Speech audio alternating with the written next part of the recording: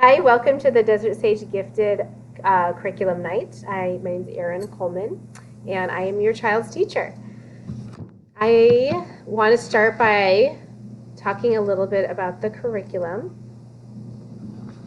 So I teach both reading and writing if your child is in third grade to sixth grade for language arts. So I'm the teacher of record for both of those subjects. And we use Google Classroom as kind of our overarching platform where I've gotten really away from a lot of paper and pencil because the world has gotten away from paper and pencil. So the kids are very slick at the Google Classroom thing now. And I can give them so much more information, and it's much cleaner and more organized. And the kids can access this from home. So anytime you want to have them log into their Google Classroom, you can have them do that. So the collections book is the sixth grade curriculum, but I use it, this is the first year. I've always used it for my fifth and sixth graders, but I decided, because I was kind of angsting about what to use for my third and fourth graders, because I have options. I don't have to use, the kind of the baseline curriculum. And I thought, gosh, why wouldn't I just use that curriculum with the third and fourth graders? Because it's good. It's the best curriculum I have, and their Lexile levels are so high that, for the most part, that's the highest thing I have for them. So that's what I'm doing this year. So I'm doing a little bit of that with third, fourth graders too, and I also use the William and Mary integrated curriculum model, where it is designed for gifted kids. I use it a little more sporadically. There's some great stuff in there, but it's not something I use on the regular basis. I also use junior grade books, which I have put on the Google Classroom. So that's where the kids read a classic story and then do a bunch of activities around it, and then we have a discussion. It's called a Socratic seminar. And I put that, I used to have paper and pencil, now that's also in the Google Classroom. And I skipped. Battle of the Books is for when the kids get into fifth and sixth grade.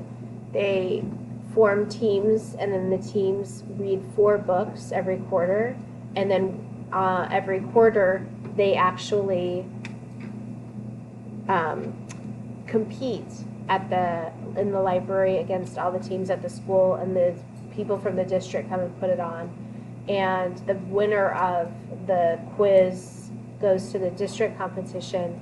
And last year, my kids, the Sage students from Desert Sage, usually do pretty well because I really encourage it. Our kids got 4th place last year in the district, so it's pretty cool. I'd love for them to feel the joy of third or up. That would be amazing. So I also give them extra credit for doing that, and literature studies. So if we're doing a literature study and they're doing Battle of the Books, I allow them to use that book for their literature study, so they don't have to read 2 books. Ooh, yeah, right? It's the worst thing, reading 2 books.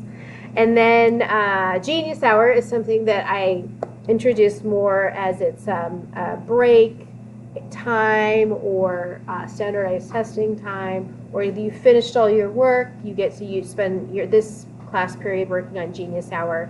And so it is used as a reward sometimes, and I try to let everybody have an opportunity to work on it, not just the kids who are finishing their work, but I'm also a teacher, so I have to be teachery about it.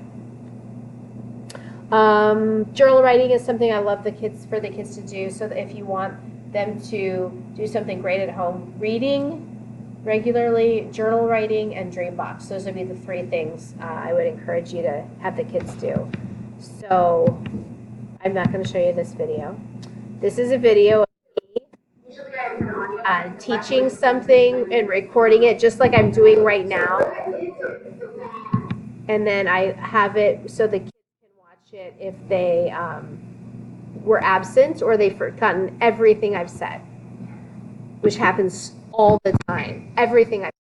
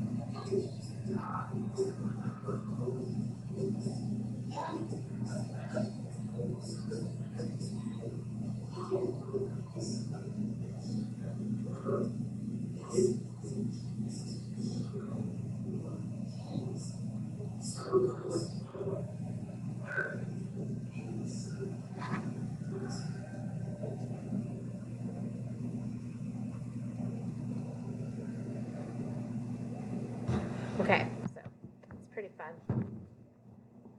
And I want to do a special emphasis on career with the kids because I think it's really helpful for them to see why they're doing all this work in school, see the progression. So if you have a career, even when you're a little tiny third grader, right? Something you're interested in, it's like the why as to what you're doing all this learning to for this end goal, something you want to do. So it makes it a little more meaningful, I think.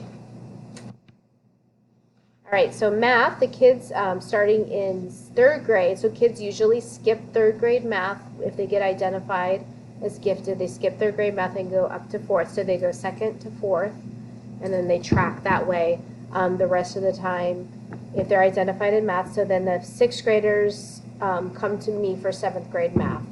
And I'm using Open Up Resources, the district curriculum. I'm in the professional learning community with the other seventh grade math teachers. But I do go faster, and I let the kids move at their own pace if they're ready. If they if they show me that they're proficient at something and they're doing their dream box, then I'm happy to let them. I've had kids skip 2 grade levels before if they want. I don't care. I'm like, go, you do it. So if that's something that your child is interested in, that's absolutely a thing. I'm okay with it. If you demonstrate proficiency, I don't want to hold anybody back. I have a 5th grader or 6th grader doing 8th grade math online this year. So every year I've had a couple kids 2 years ahead. I don't have anybody this year, actually. It's my first year. Google Classroom is what I'm using for the older kids, and then so all the grade levels should be using Dreambox. 6th graders in my math class need to do a minimum right now of 8 lessons, which I think they could do more of personally, but it's all about the bar and effort. And also Khan Academy is a great resource. I assigned some work into Google Classroom, the Khan Academy, and if you ever have a hard time doing anything in math, this is a great place to find videos and practice if you can't do your kids' homework, if they get it, because it's a lot. The culture in my class is number one, the most important thing for me, because they don't care to learn from me unless they know I care, and that's humans in general. People aren't real apt to listen to you unless they think you care. So brain breaks are a way to get the kids moving. It builds camaraderie. They have fun. They smile. And after they dance, I can get them to do a lot of work with the promise of just one swish swish dance. It's pretty incredible. So I can get my whole classroom cleaned.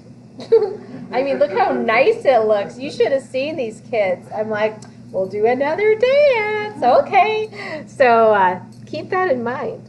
The power of yeah is something that I use with the kids and with every human I meet, adults, when they say something like I can't do this math problem, I'll say yet, and then chapter 1 we're figuring out how to do something. So really try to emphasize I have 3 favorite phrases, because I used to say words, but thank you is a phrase. So yet, please and thank you. So those are the things that I try to help them remember to say.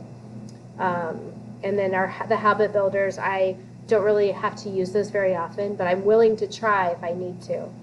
And then the character cards, I definitely give more positives than negatives. If your kid got a negative, yeah, it was probably a kind of a big deal, because that's not something, I'm more about the positive for sure. This is too cute not to show you a couple seconds of it. This is last year, the brain break.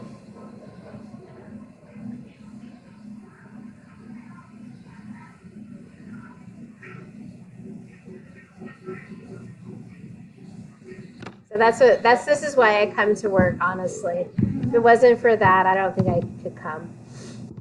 Here's a little bit about me. I'm an Arizona native. I have 3 boys, 14, 13, and 5. I went to NAU, and I got my master's there too. Started teaching in 1999, did 3 years in the Madison district. I started their highly gifted program, and then worked in the business world until 2011, and then I came back to education. I love to do yoga and a hike and drink coffee, and I try to do all 3 of those every single day, sometimes twice a day, if it's nice out. Here's a video about gifted identification if this is something you're interested in.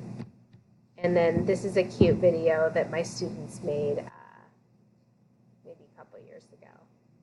I think it was a couple years ago.